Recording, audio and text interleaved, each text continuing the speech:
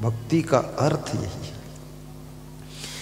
श्री कृष्ण से अर्जुन ने पूछा कि दुनिया में बहुत से भक्त आपका ध्यान करते हैं, लेकिन वे भक्त कौन हैं जिनका आप ध्यान करते हो? दुनिया के सभी भक्त आपसे प्रेम करते हैं, लेकिन वे भक्त कौन हैं जिनसे आप प्रेम करते हो? देखिए बड़ी महत्वपूर्ण बात है। तो कृष्ण कहते हैं अनपेक्षा। जिसके पास में मेरे से कोई अपेक्षा नहीं है, जो मुझसे कुछ चाहता नहीं है, मुझसे केवल मुझको ही चाहता है, उससे मैं प्रेम करता हूं, उस भक्त का मैं भी ध्यान करता हूं।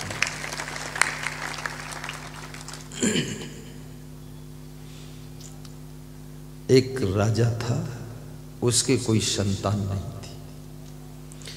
तो राजा के मन में एक दिन भावना हुई कि इतनी संपत्ति क्या करूंगा, कुछ बांट देता।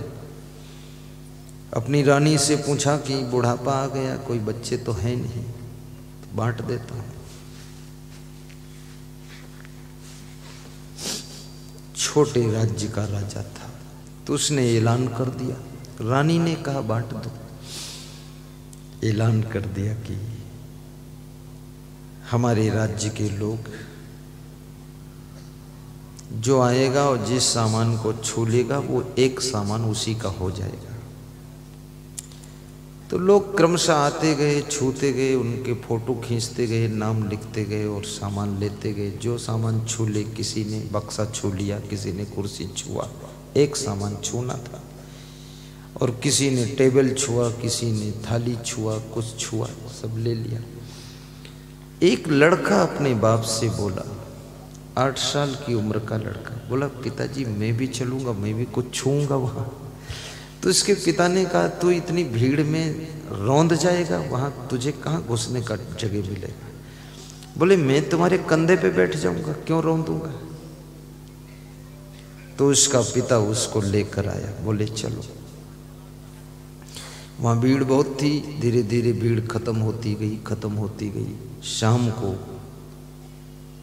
6 बजे के बाद जब भीड़ खत्म हो गई तो वो लड़का पिता के कंधे से उतरा और खड़ा था।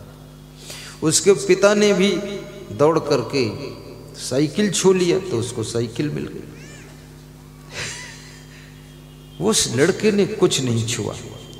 तो अंत में जब वहां ज्यादा लोग बचे नहीं, तो राजा की नजर उस लड़के पर गई और लड़के से पूछा, तू भी कुछ छू ले। तो लड़का दौड़ा जोर से और उसने राजा को छू लिया।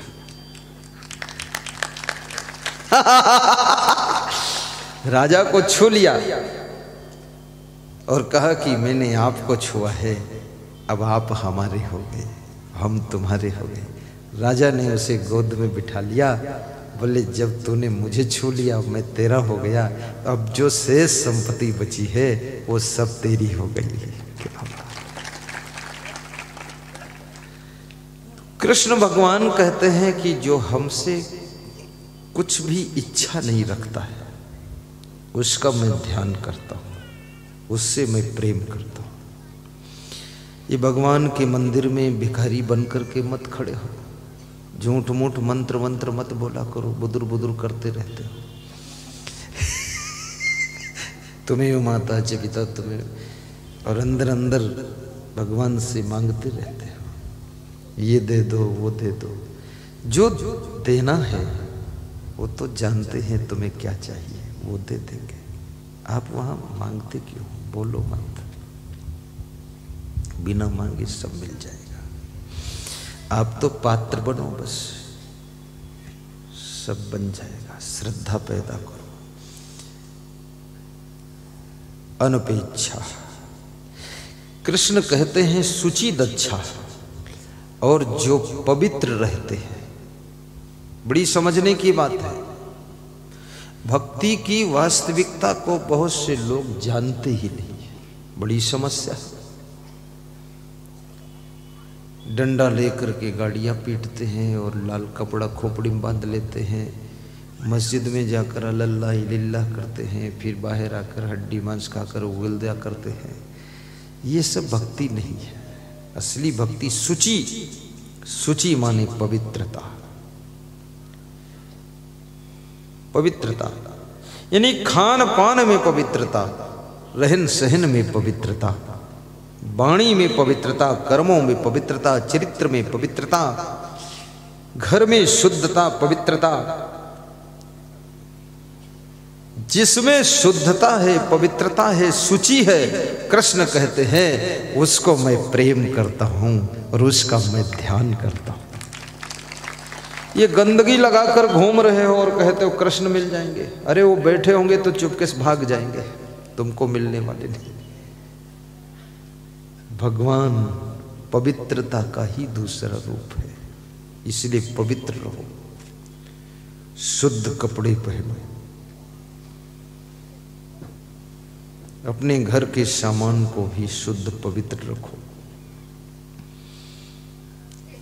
खान पान भी पवित्र रखो। ये मांस, मछली, अंडा, नशा, शराब, शाकाहारी बनो। युक्ताहार विहारस्य युक्त चेष्टस्य कर्मसु शुचि दक्षा। और कृष्ण कहते हैं जो दक्ष है उससे मैं प्रेम करता हूं। दक्ष किसे कहते हैं? दक्ष का अर्थ क्या होता है? दक्ष मीन्स होता है प्रवीण होना, दक्ष मीन्स होता है कुशल होना, दक्ष का अर्थ होता है पारंगत होना, पारंगत का अर्थ होता है निष्णात होना, निष्णात का अर्थ होता है क्या? होशियार होना।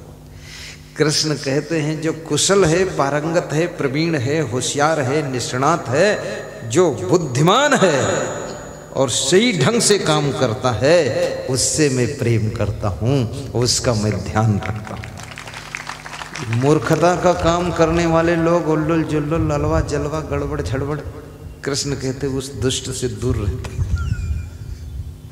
ये श्रीमद् भगवत गीता का श्लोक है। उदासीनो गतव्य था, और जो उदासीन रहता है, उदासीन किसे कहते हैं? उदासीन का अर्थ कौन संत बताएगा? जलम ना पिबेत, कौन बताएगा? कोई नहीं, संत नहीं बताएगा। कौन भगत बताएगा? कोई नहीं बताएगा।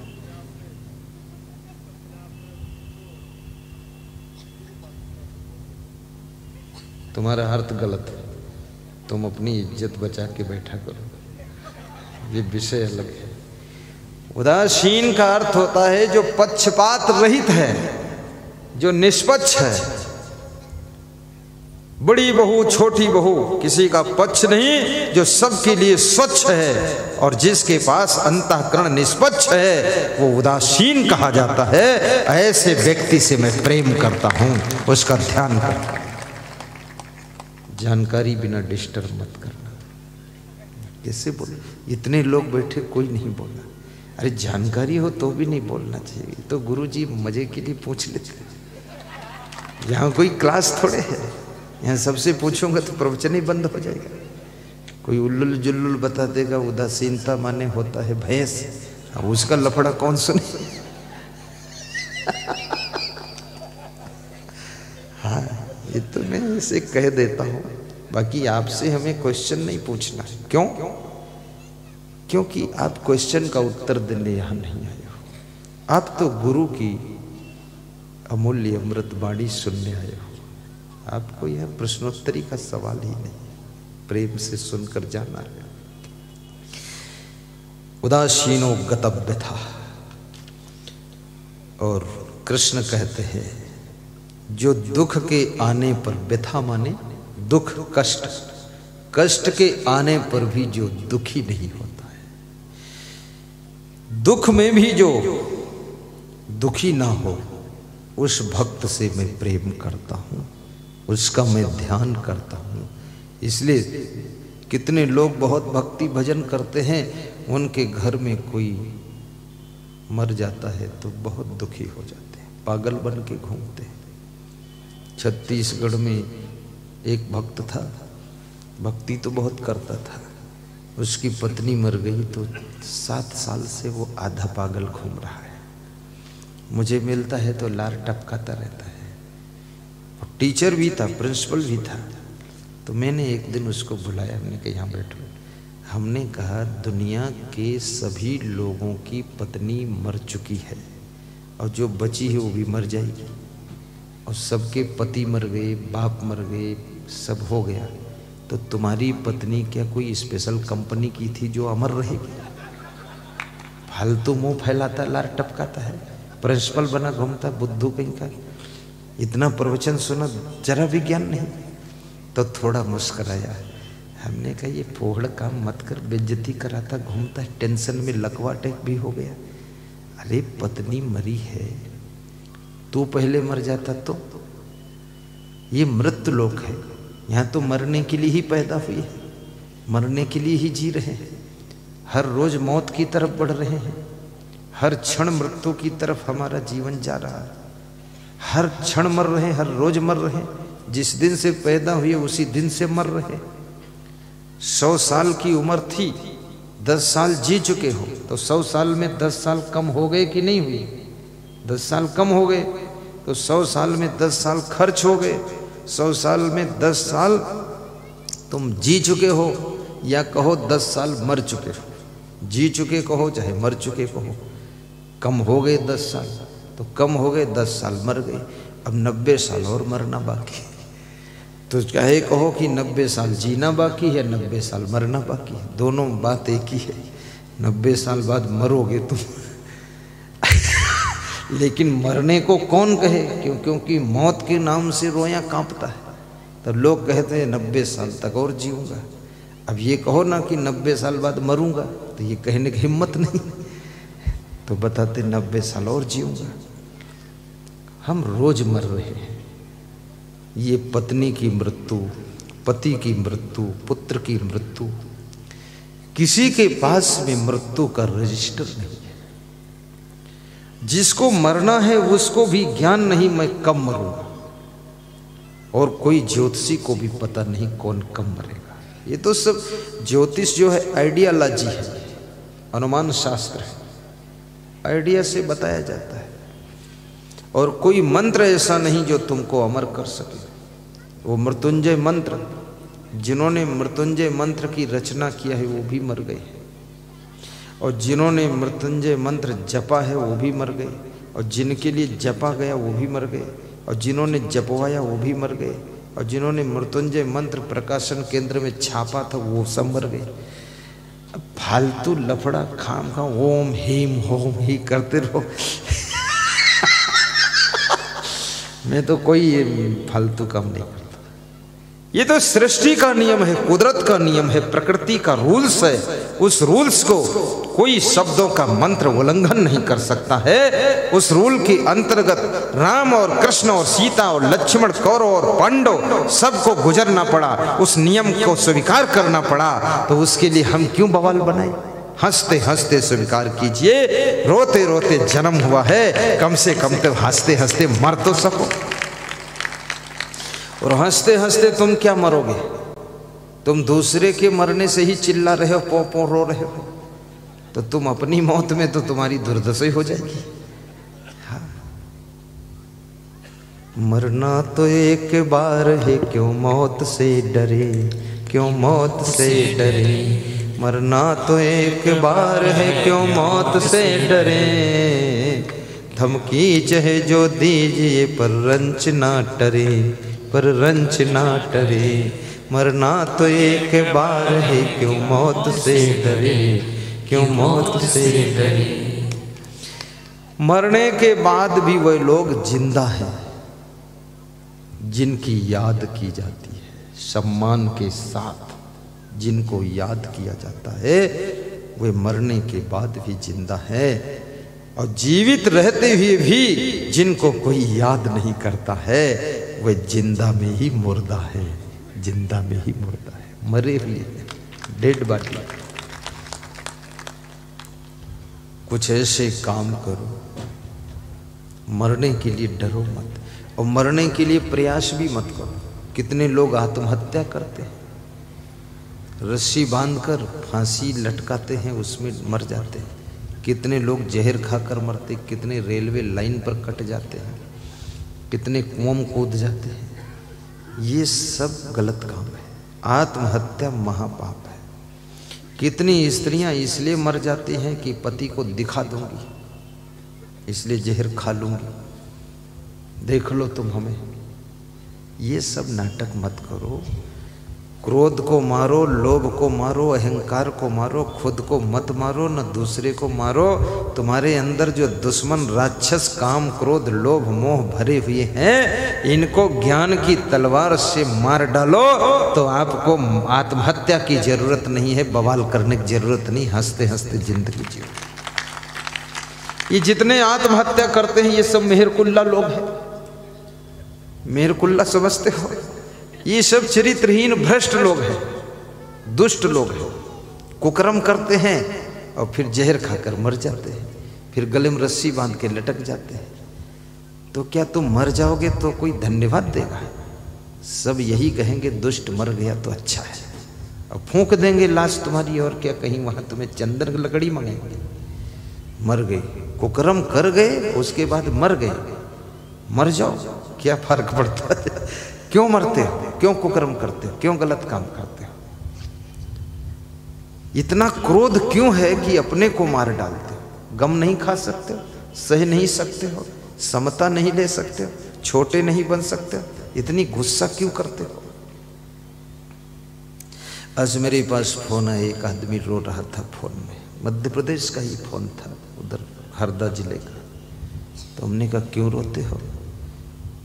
तो बड़ी देर तक तो समझा ही नहीं पाया, हम समझ ही नहीं पाए बात क्या है, डायरेक्ट रोना शुरू कर दिया। ये महात्मा ने फोन ला के दिया, ये जो महात्मा है इसने दिया मोबाइल कि ले लो बात कर लो। ज्यों ही कान में लगाए रोना शुरू।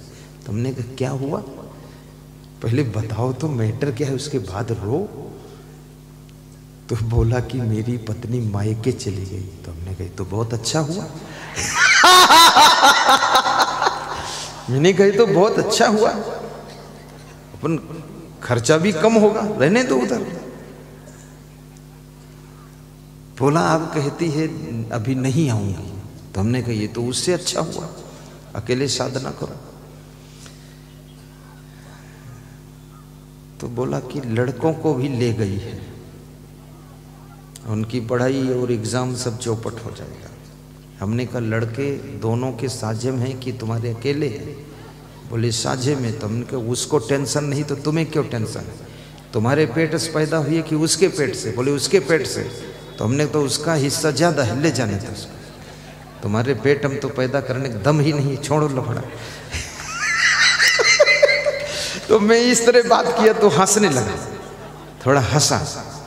हमने कहा तुम गत वर्ष भी मिले थे और इस वर्ष भी मिले थे टिमरनी में, तुम्हारी बहुत बड़ी गलती है।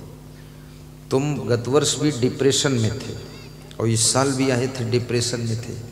तुम्हारा बाप तंग हो गया, माँ तंग हो गई, पत्नी तंग हो गई, पूरा घर तंग हो गया। आखिर तुम्हारी मूर्खता से ये लोग इतना परेशान हो गए तो अब वो मायके चली गई है कि तुम, ये डिप्रेशन कोई बीमारी है? तुम्हारे डिप्रेशन है तो ये जर्दा पान तमाकू खाने भर की बुद्धि है और काम करने की बुद्धि नहीं है। तो तुम्हारी मूर्खता के कारण वो गई है, वहीं जाने दो। उसके बाद उसके बाप का फोन आया कि मेरे बेटे से बात हुई। तुमने कहा हुई। बोले क्या हुआ? हमने कहा हाय बुआ। क्या हुआ? गुरुजी की दुआ। क्या हुआ? हाय बुआ। तो बोले कुछ ऐसा मंत्र पढ़ो दोनों फिर एक साथ हो जाए। हमने कहा तुम अकेले उसको रहने दो, ये ढोंग मचाता है तुम्हारा लड़का, डिप्रेशन की नाटक करके पूरे घर को तबाह कर रखा है। अब थोड़ा पत्नी मायके रहेगी 2-4 महीने, इसका दिमाग ठिकाने आ गया। अब इतना ज्ञान है कि पत्नी मायके चली गई तो तुम रो रहे हो, तो क्या इतना ज्ञान नहीं है कि फिर घर का काम क्यों नहीं करते सही सलामत? लर टपकाते बैठे रहते हो। तो उसका वो लड़का जो था बोला गुरुदेव हमें तो उम्मीद थी कोई मंत्र पढ़ दोगे पत्नी आ जाएगी, लेकिन आपने तो, हमने कहा मैं महामंत्र पढ़ दिया हूँ, आने वाली हो तो 2-4 महीने और उधर ही रहे तो ठीक है। तू मंत्र से सुधरने वाला है, खाम खा घर वालों को तंग करते। ये डिप्रेशन ऑपरेशन में मत, इससे आपका भविष्य बिगड़ेगा, आपका भाग्य बिगड़ेगा और घर वाले दुखी रहेंगे।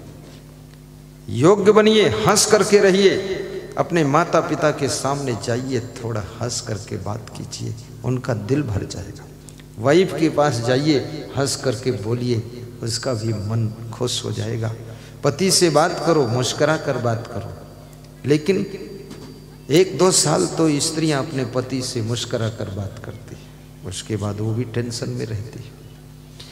दूसरे पति से मुस्कुरा की बात करती है, अरे उस भूत से क्या मिलने वाला है, ये तुम्हारा पति जो है, इससे मुस्कुरा के बात करो।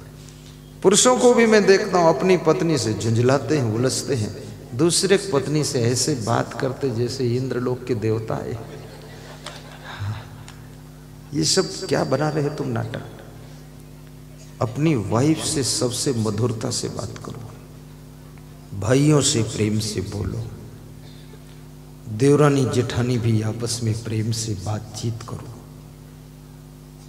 कोई थोड़ा बहुत ज्यादा भी खर्च कर दिया है, थोड़ा गम भी खा लो, बहुत टाइट मत रहो। खुद राइट रहो, लेकिन इतना ज्यादा टाइट मत रहो कि सब प्रेम के तार टूट जाए। थोड़ा गम तो खाना पड़ेगा।